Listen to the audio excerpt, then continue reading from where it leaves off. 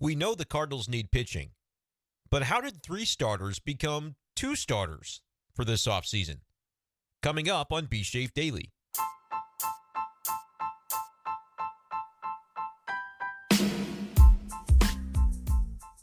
What's going on, everybody, and welcome in to this edition of B-Shape Daily. Brenden Schaeffer here with you, Thursday morning, November 16th, 2023. Some St. Louis Cardinals talk on tap as we've spent the last couple of days poring over the roster moves that the Cardinals have made this week and the ones that may still yet be to come. Friday being the non-tender deadline, so we'll see if any action is drummed up from that. But today on Thursday, we're going to dive back into the main topic of the offseason that we want to continue to be hitting hard, and that is how the Cardinals are going to fix this starting rotation. And I want to dive into some comments that John Mozeliak made that we haven't gotten to in full just yet. It was back at the GM meetings a week or so ago, and you may have seen reporters putting this into some of their articles, the folks that were out there in Scottsdale, Arizona at the GM meetings. I know MLB.com, The Athletic, the Post-Dispatch had reporters out there. And Mozeliak seems to have done a little bit of sleight of hand, and we've talked about this kind of coming down the pike for some time. But going from, hey, we're going to get 3 starters, we know we need 3 starters too, well, we need at least 2 starters. Or maybe 2.5 starters. And it's like, wait a minute. How did that change? Why did that change? I think we can answer the why. The how is just brute force. You say one thing, and then you start saying a second thing, and then that second thing becomes the real thing in the minds of everybody listening. And so you just keep repeating it, and now 2 starters is the standard. But we'll cling to August 14th, 2023, when John Mozeliak said 3 starters. We'll at least keep that in the back of our mind, knowing that it may not be what happens now at this point, given the way the tenor of the conversation has shifted since.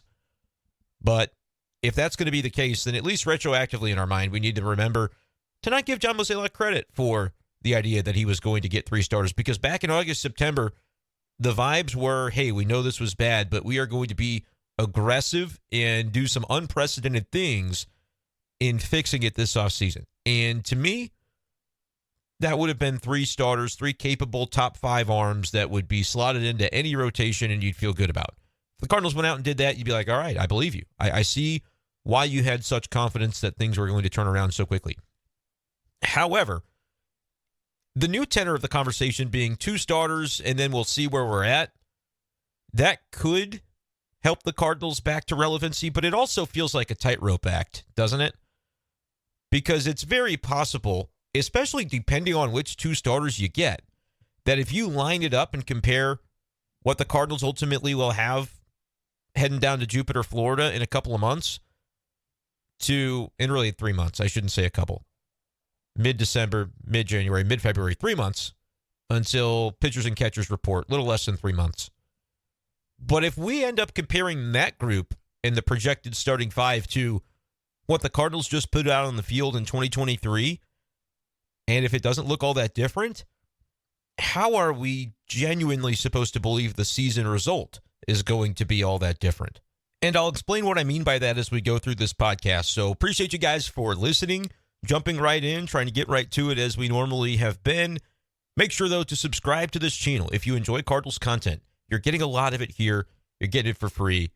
Appreciate you guys who have supported me so much already. But subscribe on YouTube if you're a casual listener. It doesn't cost you a thing, and it helps me a great ton. YouTube.com/@BSchaeffer12. If you prefer to listen on apps like Spotify and Apple Podcast, search B-Shafe Daily, BSCHAEFF Daily on those apps, and you'll find our podcast for free over there as well. Okay, so here is the bare bones of why the 2-starter comment, to me, could set the Cardinals up for a bit of trouble. And let's explore that by digging into exactly what Mozeliak has said, because it went from, we know we need 3 starters, to the last day of the season, Ollie Marmol echoing the call for 3 starters and saying that's what's needed, repeating it over and over again, that's what's needed, to now we're saying something a little bit different. John Mozeliak, I'm reading this from John Denton's article, John Denton of MLB.com, and these are quotes. Any writer that was out there in Arizona has these quotes in their article, but I happen to be looking at JD's. Quote, I think for us, our checklist is starter, and then let's see what we look like, Mozeliak said. We do have some position player talent and depth there, so we do want to explore the trade market just in case we aren't successful on the free agent market, which reads to me like we're trying to sign a free agent starter, and then if we can get that done or we can't, that'll let us know how aggressive we need to be in the trade market in terms of trades. Continuing, quote, we certainly feel like we need at least 2 starters. I think we have some, and then in quotations, it's implied that he's talking about relievers. I think we have some bullpen talent, it says, that we can arrange, but we're not going to close ourselves off to the reliever market. But we are going to take a more patient approach that allow other things to happen. Patient, prudent. You're kind of hearing a lot of the similar language that has been the hallmarks of John Mozeliak's front office in recent years. And it's not that I want them or Cardinals fans want them to go out and be reckless, but when you keep hearing patient and prudent and it sounds the same as it always has, again, where is that line to delineate that this one's actually going to be a different offseason compared to previous ones where the Cardinals have dipped their toes into the water and tried to do it feels like the least possible intervention to get a result, and hopefully what we did is enough. That sort of feels like what the past has been, right? You sign Wilson Contreras. It's the only thing you do. You rest on your laurels with the pitching and say, hopefully we've got enough. And then when you don't, you're like, oh, it has to be drastically different. And then here we are in the offseason. You're like, well, we do have to be patient with how we approach this. That's just not the language I know Cardinals fans want to hear. It's probably an overreaction to pretend that that is some sort of smoking gun that the Cardinals aren't going to do anything this offseason because, again, I do think that they're going to be active. But now we're starting to hear the conversation kind of shift toward the idea that, hey, it's going to be tough out there in these mean free agent streets. I'm reading this from Katie Woo's article with The Athletic. Quote, this is from Mozeliak. Quote, I think we'll be able to, and in quotation she puts, or in parentheses I should say, add 2 starters. So the question was clearly related to adding 2 starters. I think we'll be able to, but they're not all going to be like the guy. That's going to be hard, Mozeliak said. The upper tier of this market is going to be uber competitive. We know we need innings, right? Obviously, when someone says that, there's a bandwidth of super quality and then inching our way through. Katie goes on to write, in other words, don't expect the Cardinals to land 2 of Yoshi Yamamoto, Aaron Nola, and Blake Snell, making up the higher tier of free agents in the starting pitching market. So the Cardinals are not going to, it's not a case of John Mozeliak saying, hey, instead of 3 starters, we're going to get 2 that we're going to spend a bunch on. So it's not even that, which I think Cardinals fans might be satisfied by, right? If they said, well, if you're getting Yamamoto and Blake Snell, now I'm cool with just only getting 2 starters. That's not even what they're saying. They went from 3 starters to, we're kind of going to get 2, and they're not even going to necessarily be 2 good ones.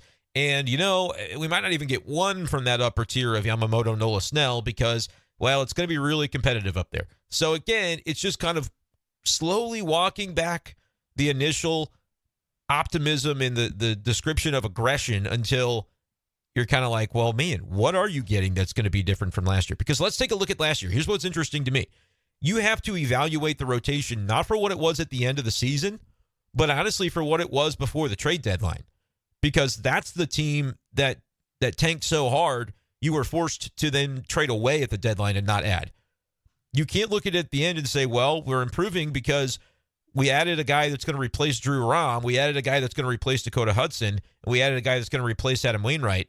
And, the number 3 starters that we landed are all incrementally better than what we had there. No.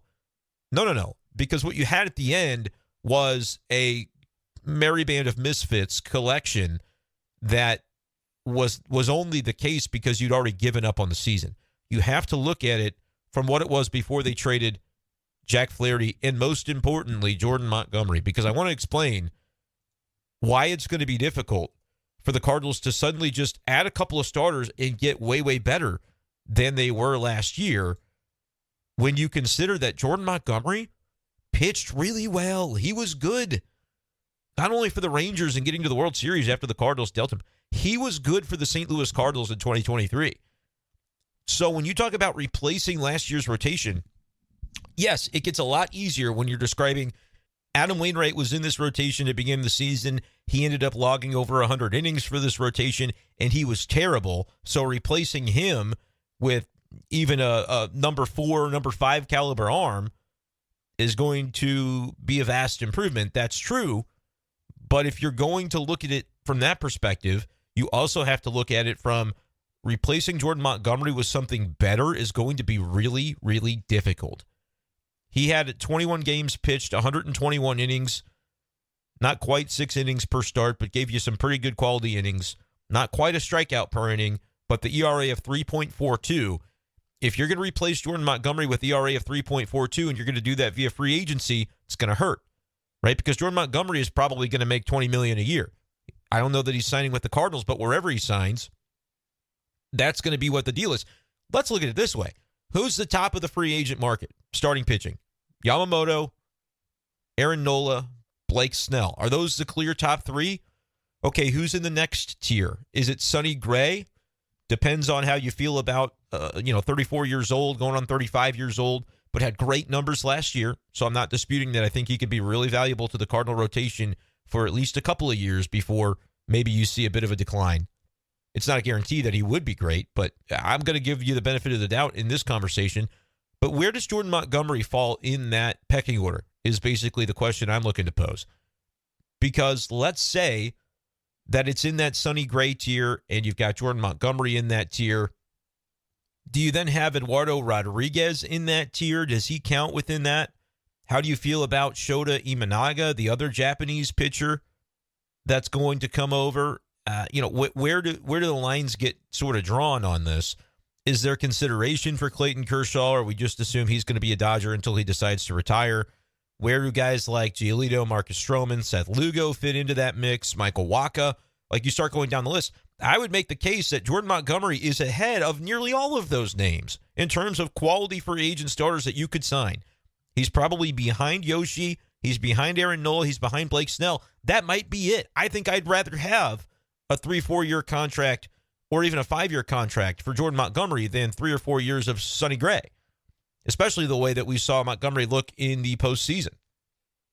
So let's say you can sign Jordan Montgomery. Like, this is why I feel it's so important to frame it this way. I don't know that Montgomery wants to come back, but let's pretend that that's what you're able to do, because that would honestly be one of the better outcomes of the offseason to get as a quote-unquote number 1 acquisition in terms of free agency. Because Mozeliak is already saying, hey, the top of this market's going to be uber competitive.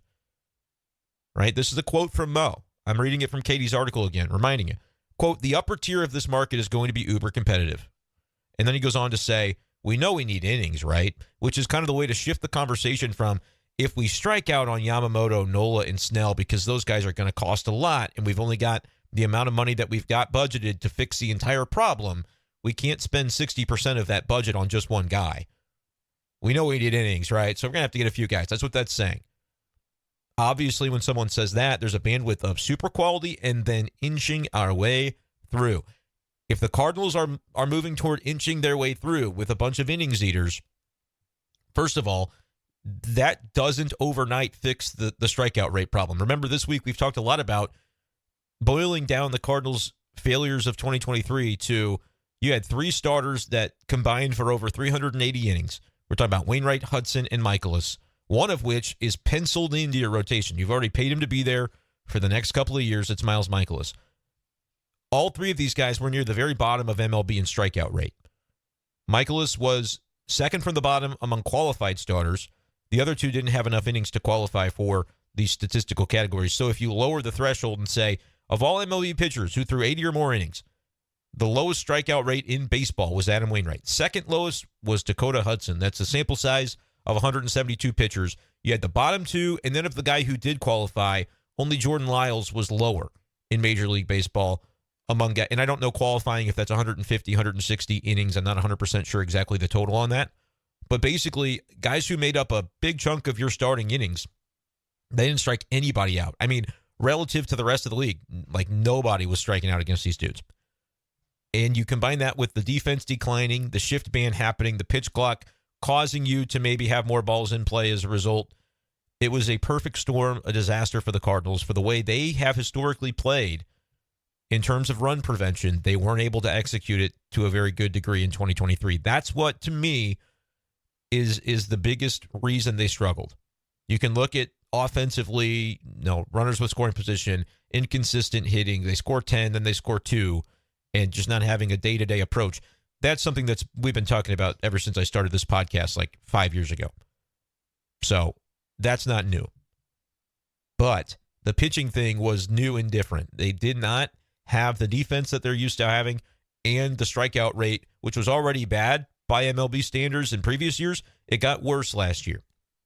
So if you turn to it and say, hey, the way we're going to fix this is, we need innings, right? I mean, there's a bandwidth. We can get super quality, but then there's also the idea we got to inch our way through, as a quote from John Mozeliak, with just innings. If you're just getting innings, and those innings aren't guys who are going to have high strikeout rates, suddenly you're back in a very similar position that you were in.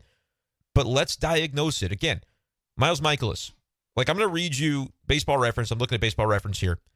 There are 6 starters that the Cardinals came into the season with, and really all 6 of them did log significant innings, 80 or more innings. The guys that are listed here, Mikolas, Montgomery, Flaherty, Matz, Wainwright, Hudson. Those are the 6 that we knew coming into the season. It ended up being the 6 that threw the most innings for this team. Zach Thompson had 66 innings. Liberatore had 61 innings. Woodford had 47 innings. Those guys mixed in as sometimes starters as well. But they threw fewer innings than Dakota Hudson's 81. So I'm going to talk about these 6 because generally you're going to have about 6 guys that log significant starter innings, right? Someone's going to get hurt. Someone's going to be that swing man. So Mozeliak says 2.5, right? We're seeing at least 2 starters here. That's kind of the 2.5. We're going to get 2, and then we're going to get swing man. We're going to get a guy that can maybe pitch in the bullpen, long relief. Maybe he subs in. Like a higher caliber version of what a Jake Woodford was for you last year, or what a Liberatore was for you last year. That's kind of what they're looking. They're looking for more certainty in that role, and you might pay a handful of million for that, $5 to $10 million for that in free agency on an annual basis. But at least they're looking to upgrade that spot. But let's say that these are your 6 starters, and it was as bad as it was. All right, you remove Wainwright, and let's say you get your Seth Lugo, or you get your swing man that you're going to pay $8 to $10 million for. And it ends up being an obvious improvement over what Adam Wainwright gave you, 100 innings of a 7.4 ERA. All right, so you've gotten a little bit better there. We're not going to deny that. Steven Matz gave you 105 innings. Do we know with certainty that Steven Matz is going to be healthier next year? You have to hope so, because he only pitched about, 60% of the innings that you're going to need from him if you're penciling him into your rotation. Now, maybe that's part of the consideration for the swing man, to say that we know that some of our starters that we do have aren't going to be relied upon for that 170 innings, and so we have to be prepared to have other guys. Because last year you had Mikolas give you 200 innings, Montgomery give you 121. Now he would have given you 170 or whatever it was if he had stayed with the team. Same with Flaherty, who was at 109. But then Matz only gave you 100, Wainwright gave you 100, Hudson filled in for 81. But as we look up and down this list, it's like, how is it going to be different enough that it's so much better? Because they lost a lot of games. It has to be much better. All right, but if Mikolas is back, he's in the rotation. Matz is back. He's in the rotation. You're replacing the one spot that was Wainwright Hudson, right? You can kind of combine that into a 180-inning starter. You're replacing that with a swing man, or you're replacing that with an actual starter. Whatever the case is, how do you account for the fact that Matz maybe is going to miss more games this year? How do you account for Jack Flaherty, who was middling at best, 4.43 ERA? What does that spot have to turn into to suddenly launch the Cardinals into relevancy? The problem is you have more than 2 names here that you need to replace meaningfully. And the Cardinals are talking, 2, and then we'll see. And maybe we can make up the deficit with bullpen additions, which I'm never in favor of really paying hard-earned cash for bullpen additions, because those can flame out even more easily. If you're trying to get innings and get bang for your buck when you're buying innings, don't spend $10 million on a relief arm. That would not be the way that I would approach that. Get a guy that can throw you 100, 120, 140 innings. Go after starting pitchers, and maybe guys who also have a little bit of experience pitching out of the pen just in case they're needed to do that. The swingman idea is okay. But when I'm looking at this rotation, I'm going, all right, let's say you get Jordan Montgomery, because that would be one of the best outcomes possible in terms of free agent starters. Not quite a Blake Snell, not quite a Yamamoto, not quite an Aaron Nola, but after that, isn't he the guy that you want of the free agents? Probably a little bit more than Sonny Gray. If that's true, okay, you've got him back. That's what you had last year. Michaelis, Montgomery, Matz. That's what you've got back. I'm not counting Hudson because whether they non-tender him this week or whether they look to trade him or whether they just get enough starters that he's not in the mix, I just don't know how you could justify going into 2024 and saying it's different now. We had an aggressive offseason. It's different, and still be counting on Dakota Hudson, one of the lowest strikeout rates in baseball, when you're saying K rate has to be the thing that we chase to improve. How does it get different? If one of the starters you get is Jordan Montgomery, he was already part of it last year when it was bad. He wasn't the reason it was bad, but that means you have to get so much better with the other additions in order to improve it. So if you're Michaelis, Montgomery, and Matz, you get a second starter, but Mozeliak has already said, well, we're not getting both of these starters from the top tier. Right? I think we'll be able to add 2 starters, but they're not all going to be like the guy. That's going to be hard, Mozeliak said. So who's the second best starter you're getting? If you strike out on the top tier and Montgomery is the best you do with the number one you pick up, okay, we like Montgomery. I think that is a rotation stabilizer, but you have to realize that's what you had last year. You already had that when it was a problem. So you add another arm. Who's the second arm going to be? And this is where we get into, I think, why trades are going to be so important. Because even though it's going to hurt and it can be difficult to do, a Logan Gilbert does go a long way to fixing this rotation because you're replacing that Jack Flaherty spot or that Wainwright spot with a Logan Gilbert, and suddenly you say that's an evident way that you've upgraded. Right?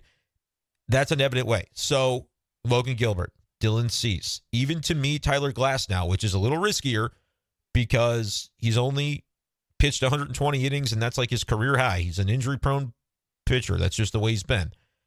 But the stuff is real, and the upside to potentially find an ace for 1 year on a bargain, because I don't think he'll cost as much via trade as some of those other guys. He's going to be owed a lot of financial resources, but that's just for 1 year. I think you can look the other way on it. Even if that rises your payroll above your projected budget, you need to be willing to do that, or you're not serious about winning. That's the reality, right? Don't say we really wanted to be aggressive, and then you aren't willing to just pay a little bit more money to a player for 1 year just to make sure you're covered. It doesn't work, I don't think, for Tyler Glasnow to be the second guy you pick up. You can't get Sonny Gray and Tyler Glasnow and be like, we did it. You can, but then you can quickly see how the innings might not be there. And I think the Cardinals realize that. Sonny Gray, 180 some odd innings, he's going to be reliable if he's healthy. Michaelis, he's going to give you the innings. Will the quality be better than they were in 23? You hope so. Steven Matz, I think he'll be good if he's out there, but 2 years in a row, he's pitched partial seasons. So where do those innings come from? If you add Tyler Glasnow, are you doing so saying that's 180 innings of ace caliber pitching? Or are you more realistic and saying that's 120 innings of ace caliber pitching, and so we still have a deficit in the rotation if we go that route? That's, I think, why the Cardinals are going to be hard-pressed to be convinced that Glasnow is the right answer, because in their mind, you're spending $20 million on a guy. You're trading an Alec Burleson and a pitching prospect for a guy. That guy better be reliable or we're not wasting our time with it.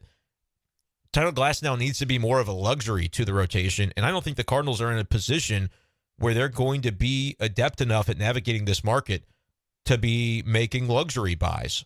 That's the concern. Because, again, they're describing some concern about their ability to navigate the top of the market. They're certainly not getting 2 guys from the top of the free agent market. If they can even get 1, that's going to be a significant portion of the resources that they're comfortable spending. You almost need to get 1 better than Jordan Montgomery from that Yamamoto Nola Snell tier. And Snell, I mean, he just won the NL Cy Young basically unanimously. He had a great season, but he also is a guy that historically hasn't given you quite as many innings. He breaks down at times. So if you put all your eggs in that basket and it costs you a significant portion of the money that you're willing to spend, there's risk there.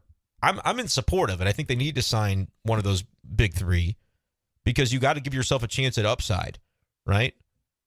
It's difficult to imagine improving off of last year's rotation without getting one of these big additions right, taking a gamble and being right that you have a Cy Young caliber guy at the top of your rotation. because that allows everything else to be a little bit more ordinary and you still get away with it. You can have one Cy Young caliber arm and then some ordinary innings eaters like a Michaelis and maybe like somebody else that you pick up in free agency that's from a lower caliber tier, and you can get away with that. But if your best ends up being Montgomery, which again is not to diss Montgomery, it's just we know what that looks like already when Montgomery is the Cardinals' best pitcher and you have kind of just a bunch of guys behind him. It looks like it did last year. Yes, you improve by improving on the Wainwright spot. But is it enough? And that's assuming they even get Montgomery, which, as I've described, may not happen. They may have to settle for Sonny Gray, which you could say, Gray's just as good as Montgomery, maybe better in the short term, so that's fine. But you're still right back where you started last year with spots 1, 2, and 3, Montgomery, Michaelis, Matz, because right now those would be the three. You know, Wainwright's gone, Hudson is around, but do you really want to count him? And Flaherty is gone. So if it's Montgomery, what happens next? What are you adding behind that? Because if I go down this list of free agents, do you then sign an Eduardo Rodriguez, or is that going to be too expensive? Lucas Giolito, Marcus Stroman, Seth Lugo, Shota Imanaga, I think would be a really great target to go along with if they get a top guy. But I think this offseason, the more I look at it, only works, Michael Wacha. I think this offseason really only works if the Cardinals sign somebody from the top 6, I'm going to call it, or top 5.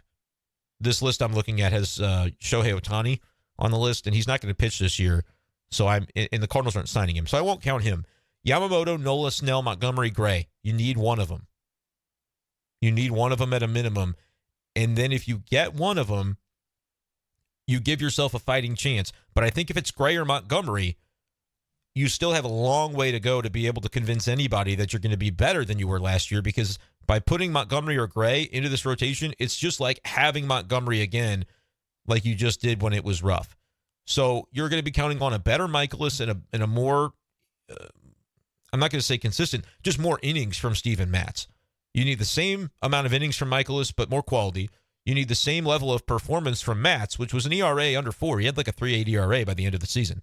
But you need that in another 50, 60 inning dose. You need more from him in terms of volume.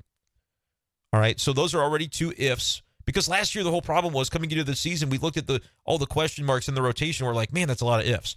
Right now, we're describing a scenario where you still have a same or at least very similar number of ifs, because we have a Montgomery or a Gray, which we're counting as not being an if, which nothing is guaranteed. But if you spend that kind of money, it just needs to work. If whoever you sign in for agency doesn't pitch well, you're screwed. I mean, I think that's kind of going to be a given. You have to get these decisions right, which is incumbent upon the front office. Is it easy? I never said it was easy, but it's what has to happen. Like everybody else is trying to do the same thing, win. Only a handful of teams are really going to succeed in that.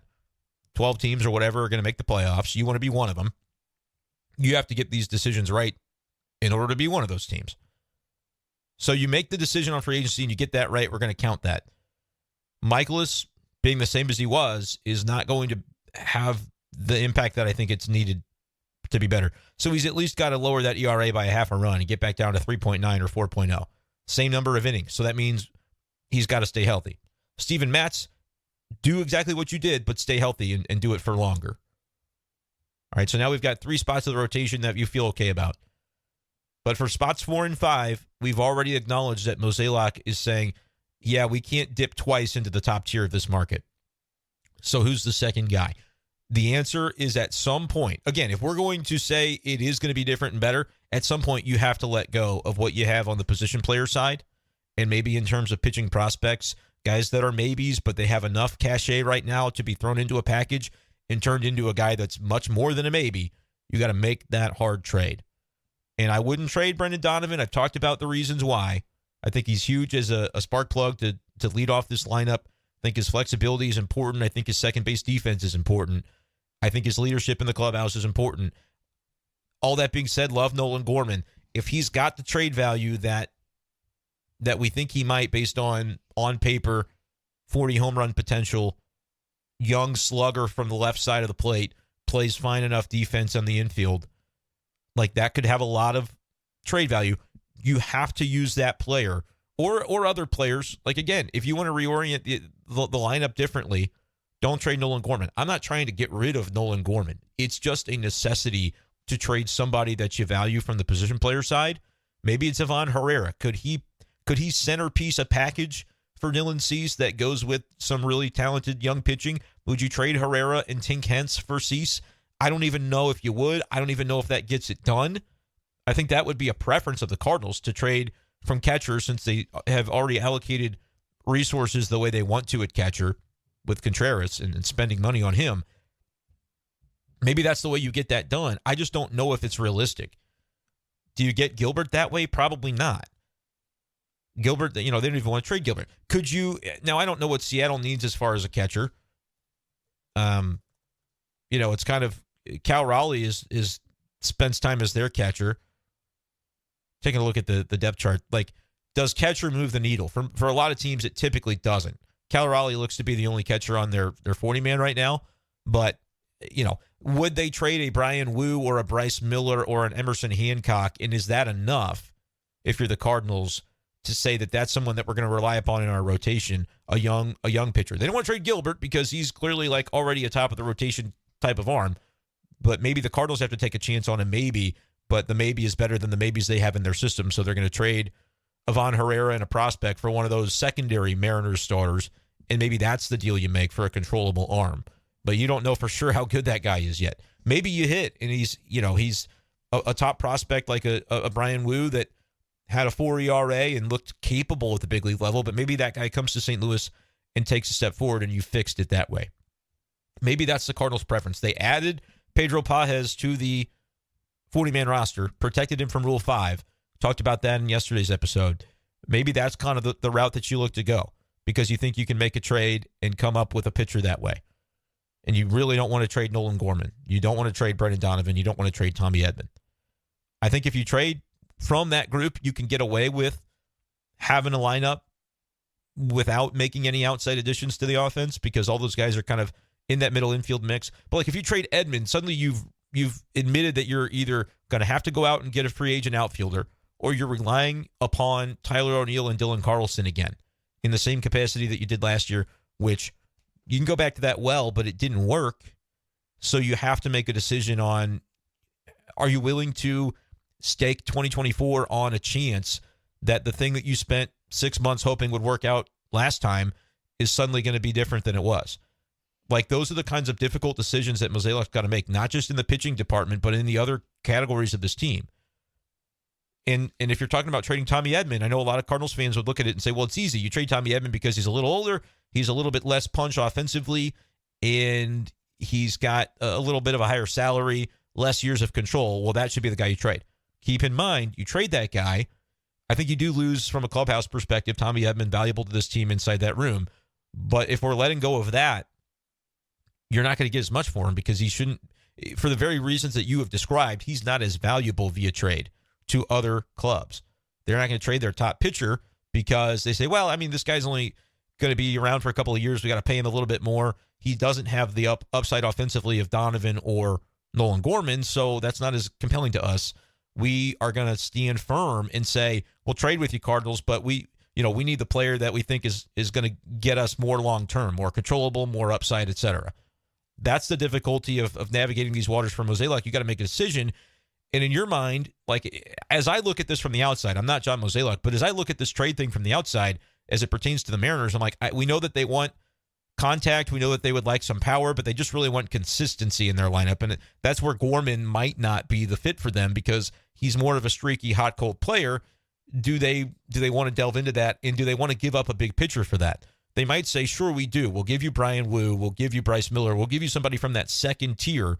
We're not giving you George Kirby. We're not giving you Logan Gilbert. And the Cardinals might say, we'll trade you Gorman, but we need Logan Gilbert. And that because of what other players each team has, they can do this little do-si-do.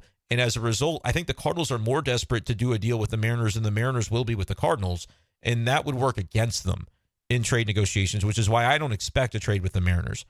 Because the Mariners would say, yeah, we'll take Gorman, but you got to do it for Brian Wu. And the Cardinals are like, man, this guy's already a little more proven. Swap the proven Logan Gilbert, and we'll give you Gordon Graceffo on top of it. We'll give you maybe even Tink Hence. Like, we'll make a trade where we give you the upside in pitching, but it's just less proven. We just need a proven arm right now. And that you go round and round and round. I'm not saying that's how negotiations are going because, like I said, I'm not Mo, I'm not Gersh, I'm not in those conversations. But if I'm looking at it from the outside, I can see a scenario where, like, that's the tenor of those conversations, where the Cardinals are almost hamstrung by what else they do have.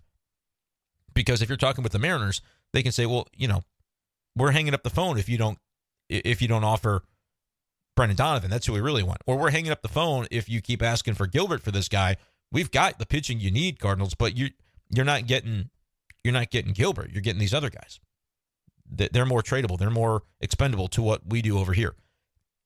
What does Mozeliak say at that point? Does he take his ball and go home, talk with another team, or does he get to the end of the, toward the end of the offseason and go, we have to make a deal, and even if we're getting a little bit stretched thin in terms of the value we think we're getting back, we have to at some point mix this up and find the pitching to get us through.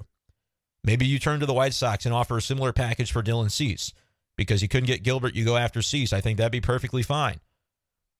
Cease should be reliable. Gilbert should be reliable. I'm not entirely sure about the other Mariners pitchers if they're quite on that level. That's going to be a difficult conversation if it should come to that for the Cardinals. What if the pivot, though, for the Cardinals was, all right, we'll trade you Nolan Gorman for Brian Wu or, again, one of the secondary starters that the Seattle Mariners have.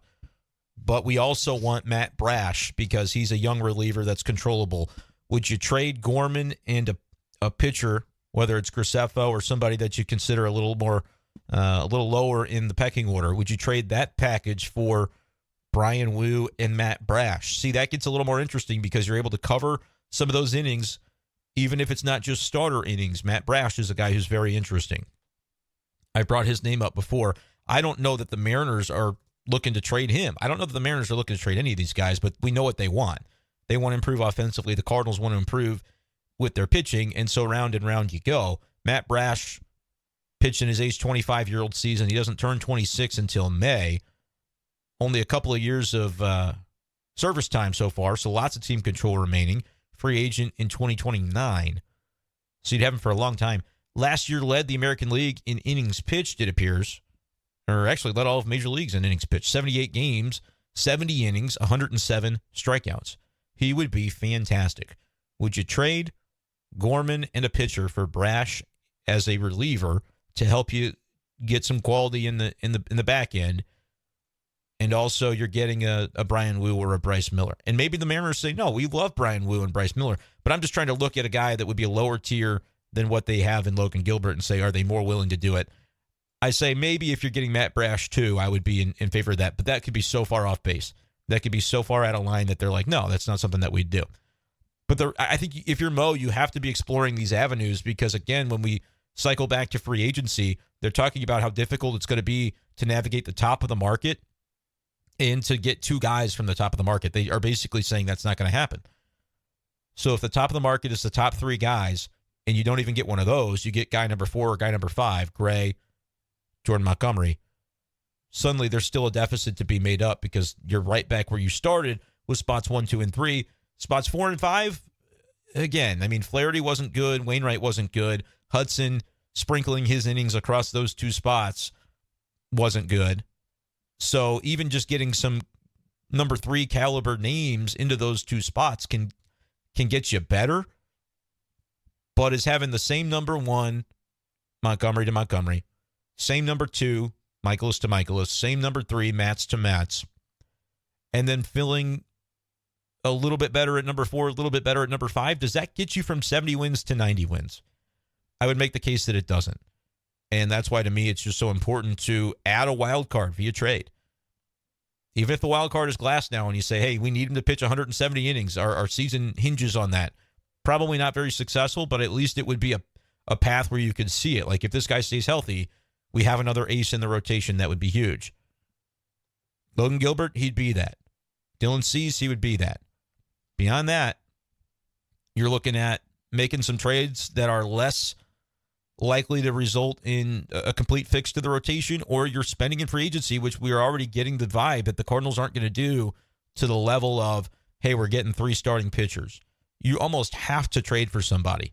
Even if we do believe in Mo's ability, they sign Gray or Montgomery and they sign Imanaga because he's coming over from Japan, and maybe they get lucky and he translates better than people think he will. He was 160 innings with a 2.66 ERA last year in Japan. I'm trying to come up with a comp for what that would be.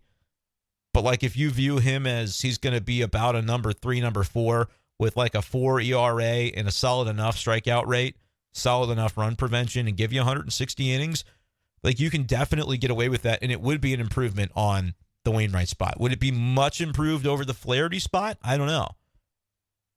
But that's only your number 4 if you do that. You still need to trade for somebody or sign a third guy.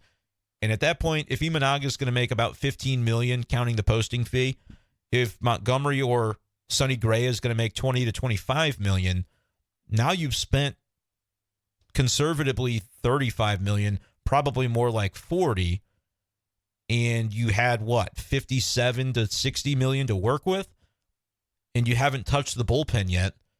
I'm not saying you should spend heavily on the bullpen, but even if it's a $4 million contract for a reliever, that still counts against your $60 million or so that you have to spend. And again, 60, you may only get to 60 if you non-tender Dakota Hudson or you trade Tyler O'Neill. Like you're operating under this assumption that the Cardinals, yeah, they're saying they'll get to $200 million, but they're not really going to go much beyond that, if at all. And last year they said they were willing to go to that, but they actually didn't do it. So it's still one thing to say, yeah, we're able to go up to $200 million. It's another thing to execute the deals and the trades that allow you to do so. A rotation of Montgomery, Michaelis, Matz, Imanaga, and in the Imanaga spot, you could put, let's see who some of the other names in that tier are. You could put Kenta Maeda. You could put Michael Wacha. You could put Seth Lugo. You could put Nick Martinez. I think Giolito, more expensive than they'll do if they've already signed Sonny Gray, if they've already signed Montgomery. Eduardo Rodriguez, I think, is more expensive than they'll do as the second free agent signing. So you're down to that lower tier just because of the budgetary restrictions that I think they'll have. Sean Manaea. Again, you're talking about some names that aren't even a given at that point. But if that's your number 4, again, who's your number 5 starter? Is it Dakota Hudson on a $4 million contract? Because you know what that looks like. Again, lowest strikeout rate in baseball outside of Adam Wainwright, who's retired as a result. Who else do you get? Is it the internal option department? Because Mozeliak in some of the more recent interviews, not August when he said 3 starters, but at the end of September when he talked to the Cat and said, well, you know, when I said 3 starters, we really didn't have but one in Michaelis that was healthy. And so it felt worse than it was. And now, you know, maybe not on the 3 starters thing because we really like Zach Thompson. We've seen good things from Zach Thompson. You could make that gamble and win, Mozeliak. You could make that gamble and win because I like Zach Thompson. He's a talented young kid. But he's not proven for what you'd be asking him to do is come in as the number 5 and be great and pitch the innings. And if you don't, we're going to have to sign another Seth Lugo, Nick Martinez type to back you up. But those guys cost $10 million. They don't come free. So if you get Montgomery or Gray and you get Imanaga or Giolito, which I think would be a little bit loftier than you'll even do, or Nick Martinez or Seth Lugo or Michael Wacha, you've spent $40 million and then you need another one. So now it's $50 million. Or you're counting on Zach Thompson, Dakota Hudson, that group, Drew Rom. And Mo said, we like what we saw from our young guys, our internal options down the stretch of the season. Did you? I'm not saying they were terrible, but were they different? Were they difference makers that tell you that 2024, relying upon them again, is going to result in a different outcome compared to what happened in 2023? If one of those guys is filling your number 5 spot in the rotation, I don't know that it is different. And all of this, again, we are taking several leaps of faith already with this rotation and finding ways to assume that it improves. Here's the kicker. What happens when one of them gets hurt? Because it happens every single spring.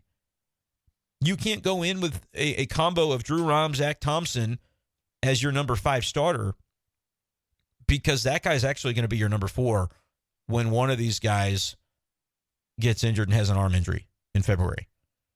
When Steven Matz comes in and something's not looking right. When Miles Michaelis comes in and something's not looking right. It doesn't matter which one it is. It's just going to be one of them.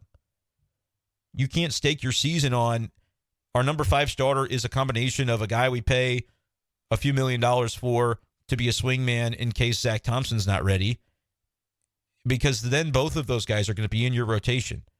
This is why the Cardinals may not even cut Dakota Hudson. They may not non-tender him because those might just be the innings that they need next year. And that's fine. I like Dakota Hudson. I could understand that if they don't have the confidence that they can meaningfully replace him for $6, $7, $8 million, they'll pay him the $4 and have him around just in case. Maybe why they don't cut Jake Woodford. They may just say, hey, for $1 million, we may need those innings that we know that he can provide. Even if it's not the most quality of innings, we know what it is.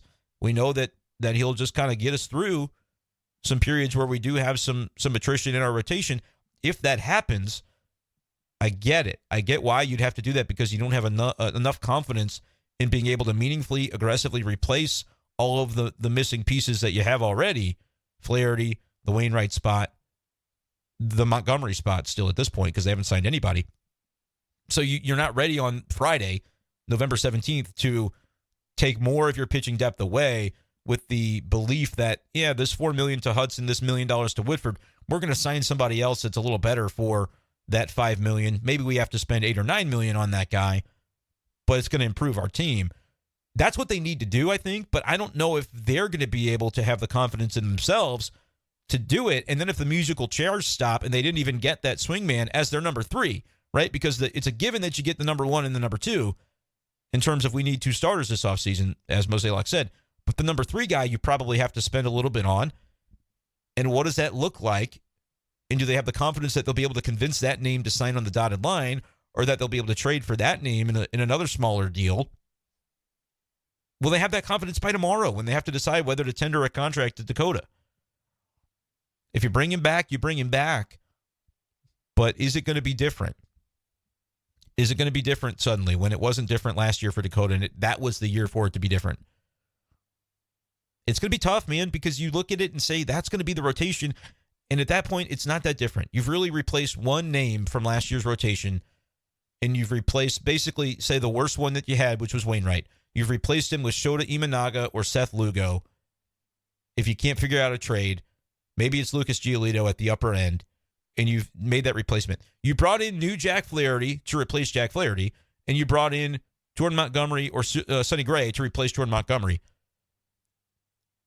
What happens to the last spot? Well, it's Zach Thompson and Dakota Hudson replacing Waino on a full-term basis, which, as I said yesterday, if they cut Adam Wainwright in the middle of the season like most teams would do with a pitcher that has an 80 ERA, but he was a franchise legend and the season was basically a wash, so they didn't, which I was in support of. But if you do that, it gets you to 75 wins instead of 71. It doesn't get you to 85 or 90 to make the playoffs last year. So if you replace the Wainwright spot with Dakota Hudson or with a swingman / Zach Thompson in 2024, you've increased your wins by 3 or 4. But where else in the rotation are you finding those additional wins? Because if it's Montgomery to Montgomery, it's the same. If it's Michaelis to Michaelis, it's the same unless he's much better, which I think they are going to have to count on some positive regression from Michaelis. And it may come, but it also may not come. And if you want that to arrive, you need to make sure your infield defense is more consistent than playing a different guy at second base every day, playing a different guy at shortstop every other week. You need Goldschmidt to be the prime version of himself defensively at first. Same for Arenado at third. You need all of that to be a priority if you're going to be counting on a Michaelis revival. Because a Michaelis revival is not necessarily coming if you don't fix the things around Michaelis that can make him successful, which is pitch to contact, so better the defense. And Nolan Gorman's not a bad defender, but he's not a Miles Michaelis second baseman. If you're looking to win, and it's not even the infield too. I spent a lot of time talking about the infield. Miles Michaelis pitches to fly ball contact as well. You need the outfield to be good defensively. What's Jordan Walker going to be in right field, or does he need to be a DH? If he needs to be a DH, then Nolan Gorman can't be an everyday DH. But then you're kind of a little bit depleted on your infield defense. Lars Nootbaar is a good athletic outfielder. He's better suited to the corners. He should not go into the season as a center fielder. Well, Tommy Edman's going to do that because outfield defense matters. Okay, but then do you have enough offense? If you're devoting center field to Tommy Edman, which it seems like they very well may do, I would be of the mind that you should instead go get a left-handed hitting center fielder who is like Alec Burleson level offense or better. And I still don't know that I have that name. Maybe Travis Jankowski, and it's probably not the case that he would be left-handed Burleson offensive production or better. But Travis Jankowski, let me take a look at his numbers. Veteran outfielder, good, speedster, good defense. Didn't play a full season, but put up a win and a half on WAR in 287 plate appearances. His offense is not great, but he steals you some bases, 19 steals. He's kind of interesting. But the OPS was 689. So, like, offensively, he's going to be below average. But, like, the Kevin Kiermaier tier of a defense-first outfielder. But if you could find that guy who could also hit a little bit, too, then I think you would have what you need. And now you might say, well, isn't that Dylan Carlson? Well, Carlson's not as good against right-handed pitching. You should think of Dylan Carlson as a right-handed hitter who happens to switch hit. And Tommy Edman is a similar situation there because you need somebody that can hit right-handed pitching well and play solid defense in center field. And you could just put Lars Nootbaar there, and I think you could be okay. But if you're trying to prioritize your defense for guys like Miles Mikolas because you say they need to have a revival in order for our team to be better this year than it was last year, like, you have to keep asking yourself what changes from 2023 to 2024 to add the 20 extra wins. Because I think it can be done, but if you don't change enough about the team, I don't think it happens just via magic. You could get some extra wins from vibes. I will say that. You could get a few extra wins from vibes, and the vibes were really, really bad last year. So just the notion that it's almost impossible for it to be that bad again, maybe that does get you a few extra wins throughout the year, but that's not enough. That's smoke and mirrors stuff. You have to do tangible things that are different. And so back to my point about if you're penciling Tommy Edman in to be the center fielder because you want to prioritize defense, you can do that. But can you win with a lineup that has Tommy Edman every day in center field, which means you cannot use Tommy Edman to backfill shortstop if Mason Wynn doesn't hit? You're basically saying Mason Wynn's got to be that guy.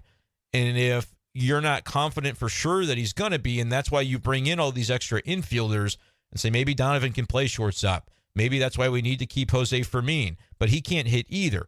I mean, you're looking at Mason Wynn's numbers with St. Louis down the stretch last year. He had 137 plate appearances with a 467 OPS. He hit 172 with very little power. Do I think it's going to be better than that for Mason Wynn this year? I absolutely do. But it could be 100 points of OPS better. He could OPS 570, and it'd still not be enough to justify him at shortstop. I'm talking about the lineup at this point. He's a shortstop, great defensively, so I don't have any concerns there. But if he doesn't improve a ton, now you've got a minus at the plate at shortstop. He'll bat ninth. You've got Tommy Edman in center field, who's not a minus, but he's very much league average in center field. And I guess the question would be, can you afford that? Having kind of two spots in your lineup that they're going to be league average to probably a little bit below league average offensively in terms of their production. If you get vintage Arenado, if you get vintage Goldschmidt, if you get Lars Nootbaar to do what he did last year, or maybe you can get a little better if you get improvements from Walker, because he's a young player still on the rise, and I think you will get improvements from Walker. I think that's coming. If you get the same Wilson Contreras offensively that you had, and if you get Donovan, Gorman to kind of do what they did but do it healthy, then I think the answer is probably yes, you can get away with that. And I do think your defense is better for it if Tommy is in the outfield. But at second base, is it a Gorman-Donovan split where Donovan is going to fill in the outfield in the corner spots when guys take a day off? And then are you willing to put Nootbaar in center field? Is he your backup center fielder again when you put Donovan in left field on the days that he plays outfield? And are you good enough defensively with that alignment? It just feels like you're skirting danger both offensively and defensively in terms of having enough. Because Jordan Walker, like if you traded Gorman, you'd say, Jordan Walker, we love him. We're going to keep asking him to work on outfield, but he's going to be a primary DH. And that's maybe a decision you don't want to make when a kid's 21, 22, and he's athletic and he could do it. I'm sure he can improve, and he's working in Jupiter all offseason to improve defensively. But like those changes have to be made, and he's got to be better. Otherwise, you are hurting your defense. Like if they could turn him into a league average outfielder in the way that Gorman is a league average defensive second baseman, I think it would go a long way toward making this roster make a little bit more sense. But these things have to happen. It can't just be, you're You're playing it on a video game. It's MLB The Show, and you press a button and you say, upgrade Jordan Walker's defense. Like, he's got to go out there and make that happen. That's one of a dozen things that's like that all I think have to happen at the same time for this Cardinals team to really show the improvement. And I think a good number of them can happen. And I'd bet on Jordan Walker. I wouldn't bet against him. You know, that kid is out of this world talented and out of this world driven and motivated. But the things do have to happen. But if you can get that, if you can get the defense that makes a little bit more sense, and I do think part of that is not just get different players, but it is incumbent a little bit on the front office and on Ollie Marmol to recognize last year we took it too far. We took it too far with having guys play different positions every day. It's not fair, and it's not to the benefit of the team. Have a little bit of flexibility, but don't ask everybody to be everything to everyone. You need to have a little bit of concreteness to your defense so that guys know what to expect. It's a balance because I do think too much depth was a problem with the outfield. You had too many. You have to pare that down a little bit. Have enough that you still have depth, but pare it down a little bit. I think in the middle infield, you can make a similar case. You got to decide what Tommy Edman is and what he wants to be, what you want him to be for your team in order to get the most out of Tommy Edman. Of all the players they have, he and Donovan are the most capable of just playing anywhere and doing anything, and they won't say no. But you can also look at the numbers and go, man, when Tommy Edman, a former Gold Glover at second base, was asked to go play second all of a sudden when DeYoung came back, it was he didn't look quite right at first. He made some key errors that cost you games. It's not Tommy Edman's fault to me. I think you have to put players in the best position to succeed and don't take for granted a guy's ability to be flexible and to just be plugged in anywhere. Use it, but use it sparingly. Use it productively, I think would be the ask that I would have of the Cardinals to better the team. All of these defensive aspects, the reason I'm talking so much about defense in an episode that we've labeled as a starting pitching conversation is because they are interconnected, especially if the Cardinals are admitting they're not going to be able to dabble as much at the top of the market. They're not going to be able to get the king strikeout rate guy, Blake Snell, or Aaron Nola, or even Yamamoto, who I don't think is a king strikeout rate guy, but is good enough that, you know, he's great, just a great pitcher. But if you can't get those guys, that's going to make it even more difficult and put more pressure on you to have a better defense than you had last year. Okay, if we say strikeout rate's important, you can replace Dakota Hudson, Adam Wainwright with guys who have a 8.5 strikeouts per 9 or 9 strikeouts per 9 instead of 5 or sub 5, and you get better. You don't have to improve the defense to get more outs because you're striking more guys out. You can do that. Is it enough? Or do you also need to say we should prioritize the defense too, which means maybe trading one of your most talented and valuable assets in a guy like Gorman, which I hate to say it all the time because then it feels like I'm advocating for it. I'm not. But if you're telling me you can't get into the top of the market and tap into that from a free agent pitching standpoint, the only way to get elite pitching is by trading for it. And the only way to trade for elite pitching is to trade elite talent that you already have at other positions. So you're going to have to do something in order to make it different. If you kind of stagnate and say we weren't bold enough to make any of the big moves that were needed, so we just kind of worked at the periphery and we're going to call Sonny Gray a big move, it's not going to work because Sonny Gray is about the equivalent to what Montgomery gave you last year, which was really good, but he was the only one that was really good in the rotation, a combination of like good and took the ball every fifth day. You have to have both. Matz at the end of the day was good, didn't take the ball every fifth day, and was inconsistent. He wasn't good at the beginning of the year, but his numbers at the end of the year bore out, and you're fine with it.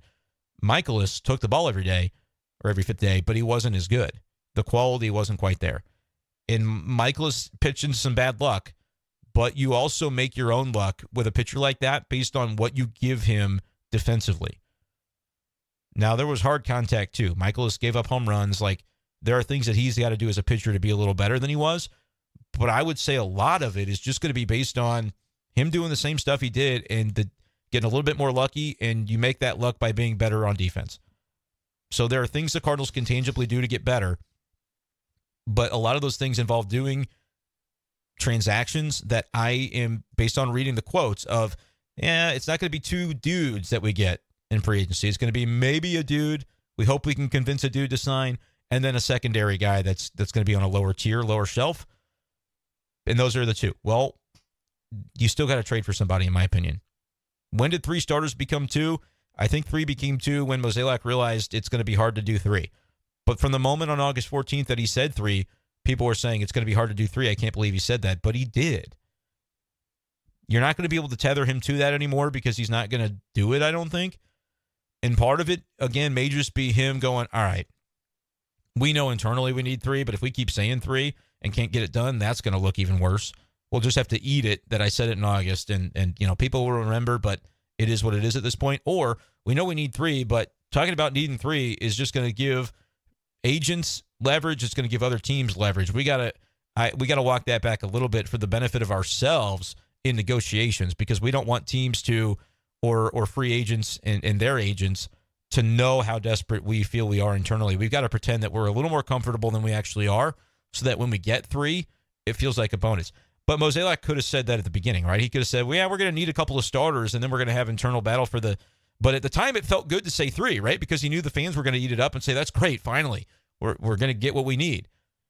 But did it hurt him in the long run because he had to end up walking it back to avoid looking as desperate as they actually are in the eyes of the public, in the eyes of other player agents or other teams that they might look to trade with?